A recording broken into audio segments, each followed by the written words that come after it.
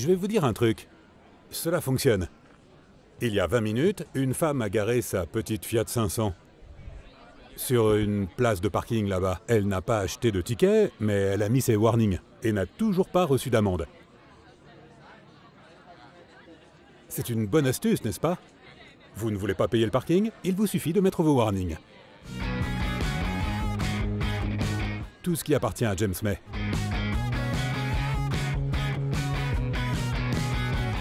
Eh bien, je ne l'ai pas encore regardé, mais on m'a dit que Top Gear était très bon dans ce domaine, dans sa version actuelle. Mais vous savez, nous avons fait 26 séries.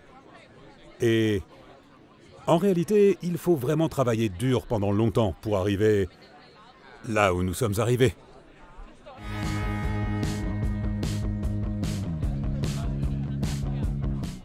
La pire décision d'achat de voiture que j'ai jamais prise n'était en fait pas un achat. Je ne pense pas avoir jamais acheté une voiture que je n'aimais pas. Mais j'ai vendu la BMW 3 litres CSL pour...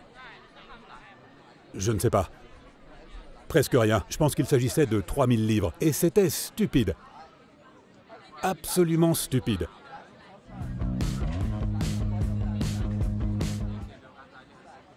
Je vivais là-bas, en 1982. Et tous les matins, sans exception, ma voiture était ou avait été cambriolée dans la nuit. On pouvait voir des éclats de verre ou quelque chose qui manquait sur le tableau de bord. Et j'en ai eu tellement marre que j'ai acheté ces alarmes ultrasoniques qui venaient de sortir. Elles sortaient du tableau de bord comme la tête d'E.T. Elles coûtaient 200 livres sterling, ce qui était beaucoup d'argent à l'époque, mais je me suis dit que ça valait la peine puisque cela empêcherait les vols. J'en ai donc acheté une, je l'ai installée, et le lendemain, l'alarme était volée. C'était Ledbury Road en 1982. C'est très différent aujourd'hui.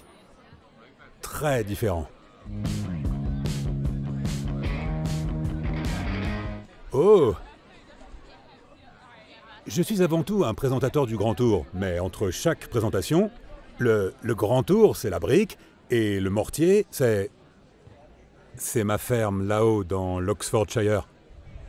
Oui, nous allons commencer à travailler sur ce sujet en septembre. Et en fait, j'allais en faire un programme d'amusement. Oh non, regardez, le tracteur tombé, ou oh, regardez, je suis en feu. Mais en réalité, l'agriculture est un sujet tellement fascinant. Comment faire pour nourrir 10 milliards de personnes dans le monde? Alors je vais rendre les choses plus sérieuses.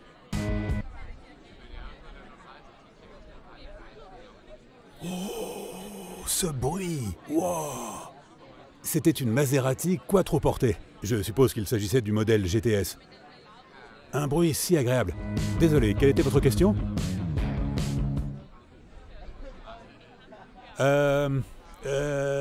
Bentley Continental. Est-ce que cela compte comme ma voiture non performante préférée? Je ne suis pas sûr que l'on puisse compter sur une Bentley Continental, mais elle en ferait partie. La Range Rover est toujours en tête de liste. Ils sont tellement bons. Et on les vole très souvent aussi. Un de mes amis qui habite à moins d'1 kilomètre de là en est à son 3e cette année. Mais ils sont très utiles si, bien sûr, vous arrivez à les retrouver là où vous les avez garés. Ils sont géniaux.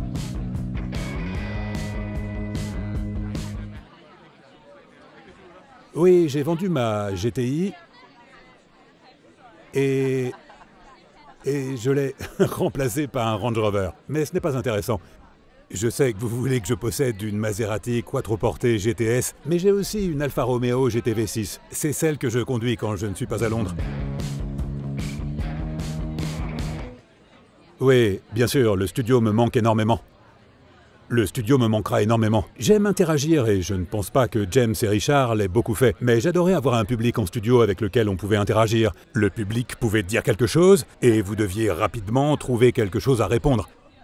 Et comme je participais à ce genre d'émission il y a des années, j'ai développé un amour pour les émissions en studio à l'époque. Et cela me manquera. Ça me manquera vraiment. Mais cela nous permet de faire beaucoup plus de voyages. Et je sais que c'est ce que les téléspectateurs aiment. Et aussi d'autres projets.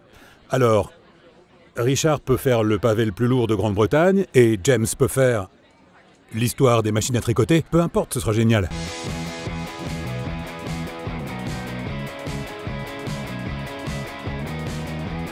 Alors non, je n'aurai jamais de voiture électrique. Alors, oui, je comprends que les gens les aiment, qu'elles sont intéressantes, mais... J'aime le son d'un V8. Et je ne veux jamais conduire une voiture qui n'a pas un son agréable, sortant de l'avant ou de l'arrière. Et c'est ce que font les essences. J'ai presque 60 ans, donc... Je peux donc conduire des voitures à essence jusqu'à ma mort.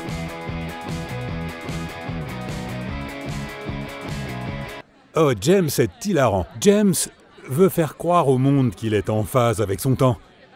Vous savez, bière brune, meubles bruns, il voulait vraiment un Rover 90. Mais en fait, qu'est-ce qu'il a acheté? Une Tesla? Oui, une Tesla. Modèle S. J'y crois pas.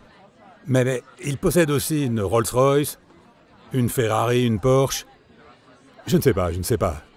Chacun est libre de ses choix. Je n'achèterai tout simplement pas de voiture électrique. Je veux dire, je les ai conduites, je comprends qu'il y ait un attrait. Et j'aime beaucoup la BMW i8, qui n'est pas vraiment électrique.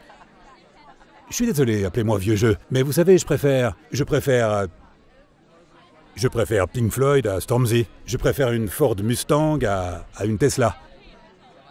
Si vous avez aimé quelque chose que vous avez vu sur Drive Tribe, likez. Likez, c'est tout. Il suffit d'appuyer sur j'aime. Pourquoi doivent-ils faire cela ?